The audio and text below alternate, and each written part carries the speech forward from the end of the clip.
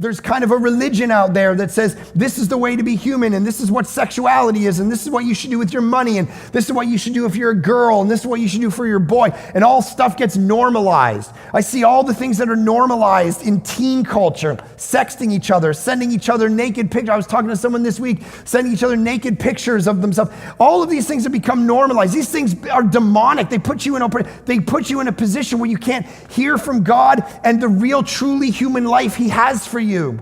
And so it's our job as parents to protect our kids from this stuff. And there's different ways of doing that to raise them to understand that their exposure is different than when we were growing up, right?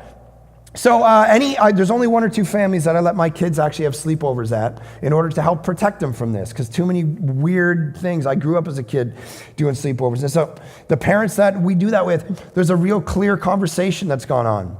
What are you gonna, what can they, and so we say there's no iPhones, there's no iPads allowed in rooms.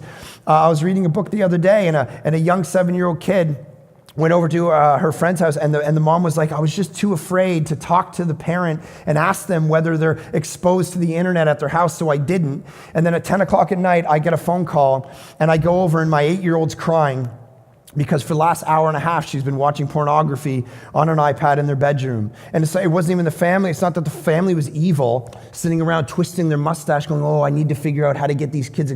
That's not what happened. Her own daughter had walked through the kitchen, and she had been watching like Good Morning America, and there was people on the TV, on the show that had been in a Naked Dating, which is a TV show or something in the States.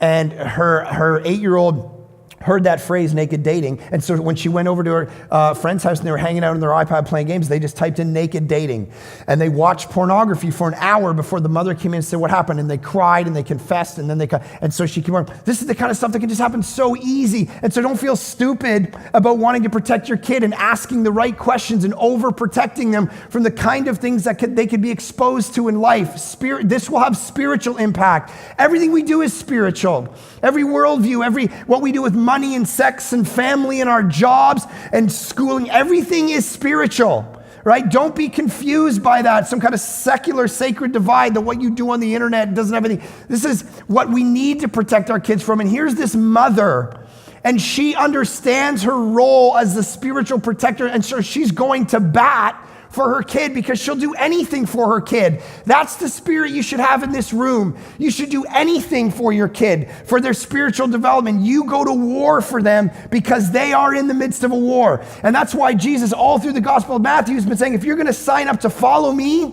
if you're going to be my disciple, then you signed up for a war that is going to be very difficult. It's going to be costly. And everything about your life is now honed in to this spiritual war. Your faith, your life, your money, even your kids are in this war. And so it is your job to fight for them.